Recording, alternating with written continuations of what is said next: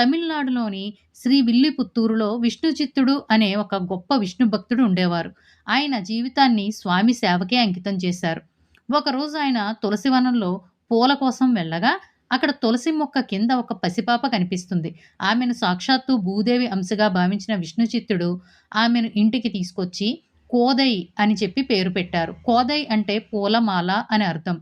ఆమెను ఎంతో ప్రేమతో పెంచాడాయన.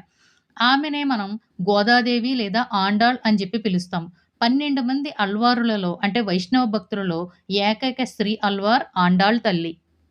చిన్నప్పటి నుంచే గోదాదేవి కృష్ణ భక్తిలో మునిగి తేలేది. తండ్రి చెప్పే కృష్ణుని యొక్క లీలలు, భాగవత కథలు వింటూ పెరిగింది. ఆమె మనసులో శ్రీకృష్ణుడే తన భర్త అని బలంగా నాటుకుపోయింది. మానవ మాతృలను ఎవరినీ కూడా పెళ్లి చేసుకోనని, ఆ రంగనాథుడినే వరిస్తానని చెప్పి శపథం కూడా చేసిందామె.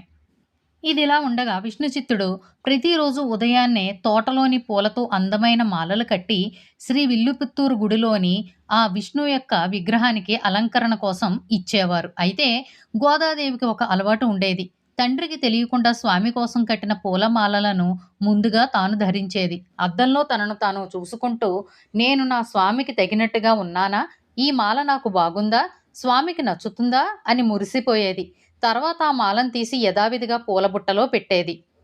ఒకరోజు విష్ణుచిత్తుడు ఇది చూశారు. స్వామికి అర్పించాల్సిన మాలను మనిషి ధరించడం అపచారమని భావించి ఆ రోజు ఆ మాలను గుడికి పంపలేదు. తీవ్రంగా ఎంతో బాధపడతారు. కానీ ఆ రాత్రి స్వామివారు విష్ణుచిత్తుడి కలలోకి వచ్చి, విష్ణుచిత్త, గోదా ధరించిన మాలంటేనే నాకు అత్యంత ప్రీతి. ఆమె ప్రేమతో ధరించిన ఆ మాలలోని సువాసన నాకు చాలా ఇష్టం. ఇకపై ప్రతిరోజు ఆమె ధరించిన తదుపరి ఆ మాలను నాకు అర్పించు అని ఆదేశించారు.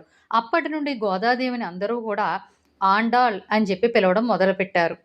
ఆండాళ్ అంటే అర్థం భగవంతుడినే తన భక్తితో ఏలినది అని అర్థం.